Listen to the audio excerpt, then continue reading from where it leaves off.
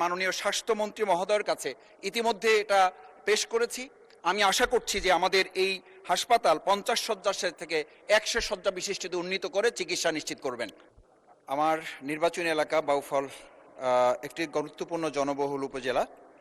এখানে প্রায় 5 লক্ষাধিক মানুষের বসবাস। এছাড়াও পার্শ্ববর্তী দশমিনা, গলাচিপা, বাকেরগঞ্জ এবং ভোলা জেলার উল্লেখযোগ্য সংখ্যক মানুষ বাউফল উপজেলা স্বাস্থ্যসেবার গ্রহণ করার জন্য নিয়মিত এখানে যাতায়াত করেন। মাননীয় স্পিকার, মাসিক এখানে গড়ে প্রায় 2134 জন রোগী হাসপাতালে ভর্তি হয়ে চিকিৎসা গ্রহণ করেন। জরুরি বিভাগে মাসে প্রায় 1357 জন রোগী সেবা গ্রহণ করেন, প্রতিদিন গড়ে প্রায় 45 জন। অত্যন্ত দুর্ভাগ্যের ব্যাপার, বহির্বিভাগ প্রতিদিন প্রায় এখানে 124 জন রোগী সেবা গ্রহণ করেন। সেই ক্ষেত্রে বেড অকুপেন্সি রেট সর্বনিম্ন 130 থেকে সর্বোচ্চ 200% পর্যন্ত অতিক্রম করে, যা খুবই আশঙ্কাজনক পর্যায়ে পৌঁছে যেতে পারছে।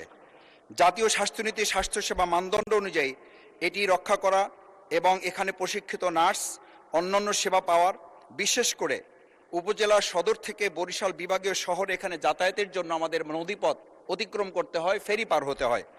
দেখা যায় অনেক ক্ষেত্রে এই পার হওয়ার ক্ষেত্রে রোগী ওখানেই মারা গিয়েছে, এরকম ঘটনাও সংঘটিত হয়েছে।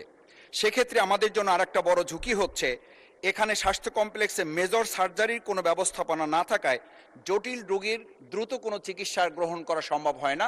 বিধায় এখানে একটা সিন্ডিকেট গড়ে উঠেছে, যারা পাশে বিভিন্ন রকম বেসরকারি যে ডায়াগনস্টিক সেন্টারগুলো গড়ে তুলেছে, সেখানে সংশ্লিষ্ট ডাক্তার যারা আছেন সরকারি, সেই চিকিৎসকগণ ওখানে গিয়ে সেবা প্রদান করার ক্ষেত্রে উৎসাহিত হন। সঙ্গত কারণে আমি মাননীয় স্বাস্থ্যমন্ত্রী মহোদয়ের কাছে ইতিমধ্যে এটা পেশ করেছি। আমি আশা করছি যে আমাদের এই হাসপাতাল 50 শয্যা থেকে 100 শয্যা বিশিষ্টতে উন্নীত করে চিকিৎসা নিশ্চিত করবেন। ধন্যবাদ মাননীয় সদস্য।